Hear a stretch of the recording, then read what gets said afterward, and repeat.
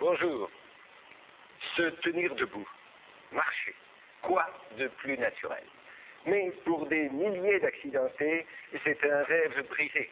Leur réalité, c'est le fauteuil roulant. Et je dirais que c'était leur fatalité. Mais voilà, là aussi, la médecine fait des progrès.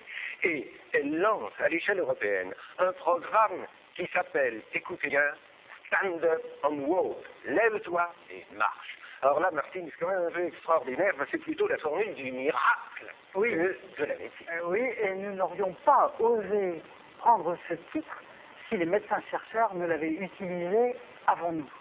Parce que nous ne voulons pas donner de faux espoirs à ceux qui sont cloués au fauteuil roulant. Il n'est pas question de dire qu'on va danser, sauter, marcher, courir des centaines de kilomètres.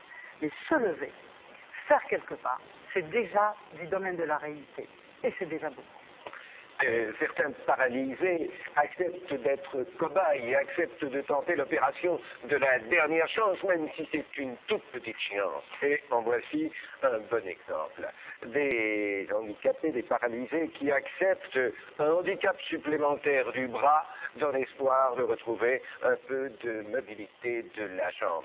Eh bien, c'est l'opération que tente d'ailleurs un seul chirurgien au monde, le professeur Brunelli à Brescia, et Marie-Dominique Montel l'a rencontré.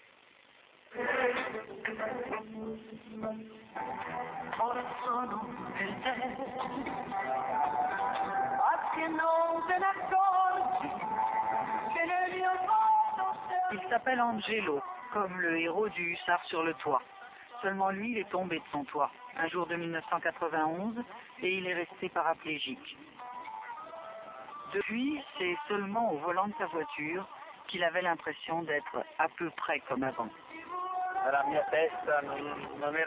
ne me suffisait pas. Dans ma tête, je voulais autre chose. Et un jour, j'ai entendu parler du professeur Brunelli dans les informations, à la télé et dans les journaux. Il m'a examiné et m'a dit qu'il fallait que je réfléchisse beaucoup avant de me décider à faire cette transplantation du nerf de la main dans les muscles principaux de la hanche. Mon espoir, c'était ça. Parvenir à accomplir cette marche rudimentaire, l'état primitif de la marche en somme, parce qu'elle reste limitée dans son utilisation. Mais c'était un tel rêve d'en arriver là, seulement je ne savais pas ce qu'on allait vraiment obtenir. J'espérais. Angelo retourne régulièrement voir son chirurgien à l'hôpital, à plus de 100 km de chez lui, pour faire le point sur les deux opérations en 94 et 95 qui ont transformé son existence. Pour chaque jambe, on a utilisé un nerf du bras. Alors, le nerf du bras, celui-là qui est là, reste attaché ici au plexus brachial. Alors, il reste vivant parce qu'il est connecté avec le cerveau. Et on le transfère du bras et on le passe sous la peau pour arriver à la hanche. Ici, ça va à innerver le quadriceps. De l'autre côté, alors, il y a deux branches, un qui va innerver les grands fessiers et l'autre qui va innerver les moyennes fessiers, qui sont les muscles principaux pour marcher. Au début, quand le patient veut bouger la hanche, il faut qu'il pense à bouger la main. Regardez bien dans le cercle rouge le muscle de la jambe qui se contracte. C'est après quelques mois que la plasticité du système nerveux central est capable de faire des connexions, nous ne savons pas exactement où, si c'est dans la cortex ou si c'est plus bas, des connexions qui donnent la possibilité de penser à bouger la hanche, mais le commande qui vient du cerveau passe quand même à travers le nerf du bras. piacere è proprio risentire veramente Le vrai plaisir, c'est de retrouver vraiment des sensations, de sentir les muscles qui se contractent, les abdominaux qui te poussent, et la coordination des deux qui te redresse sur tes jambes. Et quand ça se produit, c'est un émerveillement pour moi de sentir à nouveau cette sensation.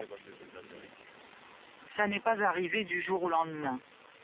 Il a fallu attendre 1 an après l'opération que les terminaisons nerveuses se régénèrent complètement avant d'entreprendre une rééducation qui a duré plusieurs mois. Cette opération est indiquée pour beaucoup de monde, mais il y a 2 critères à suivre. Le premier, c'est un critère technique. Il faut que la lésion soit entre la 8e et la 11e vertèbre thoracique. Le deuxième, c'est un critère plus général. Il faut que ce soit des gens jeunes, avec beaucoup de volonté et avec une bonne santé générale, à part la paraplégie. Ses capacités sportives ont certainement été d'un grand secours à Angelo, qui compare ses premiers pas à ceux de Neil Armstrong sur la Lune. Armstrong, les premiers pas d'Armstrong, à mon avis, sa petite promenade sur la Lune, c'était beaucoup moins difficile pour lui, parce qu'il n'avait pas à lutter contre la pesanteur. Moi, je suis sur Terre, c'est plus fatigant. Je vais essayer d'arriver sur la Lune. c'est même étonnant, Christopher Reeve, là, Angelo, tous les deux disent, bon ben bon sang, on est arrivé à conquérir la Lune, on va bien nous sortir du fauteuil. Hein. C'est la même image. Je pense qu'ils sont dans une réalité, ça viendra. Oui. Mais alors tout de même, là, c'est un sacré pari, parce que si l'opération ne marche pas, est-ce qu'on peut récupérer le nerf dans la jambe et le remettre dans le bras pour retrouver toute la mobilité de la main? C'est possible, ça, de revenir à la situation là? C'est une intervention dont on n'a pas du tout l'expérience en France, et probablement en Europe, et probablement dans beaucoup de monde, dans le monde entier. Tout ce qu'on peut dire, c'est que quand on doit opérer une personne handicapée, on fait tout pour jamais l'aggraver. Alors dans cette intervention, il me semble qu'on va rendre plus faible une main, sachant que c'est une main qui va servir, ne serait-ce que pour propulser le fauteuil, pour se sortir de son lit, peut-être pour utiliser des cannes un jour. Et moi, ça me paraît relativement dangereux. Je ne suis pas sûr que l'expérience du professeur Brunelli soit très importante, mais il faut attendre probablement d'autres résultats. Mais je crois qu'on peut rester très sceptique. Mais quand on dit progresser pour un paralysé, ce n'est pas seulement un jour remarcher, c'est aussi progresser en apprenant à vivre, à mieux vivre dans son fauteuil. Et ça, on l'oublie, on n'en parle pas, et c'est un apprentissage terrible. Je crois que c'est un apprentissage fondamental, essayer s'accepter soi-même et de vivre avec ce que l'on a. C'est pas uniquement marcher, mais c'est aussi pouvoir utiliser le fauteuil roulant dans la vie de tous les jours, pouvoir retravailler, pouvoir avoir des relations avec les autres, pouvoir faire en sorte que le regard des autres change, pouvoir avoir de l'argent, pouvoir conduire, pouvoir avoir des relations sexuelles, pouvoir faire du sport. Ça, c'est fondamental. La marche est quelque chose qui permet ça, mais il faut peut-être aussi travailler sur autre chose.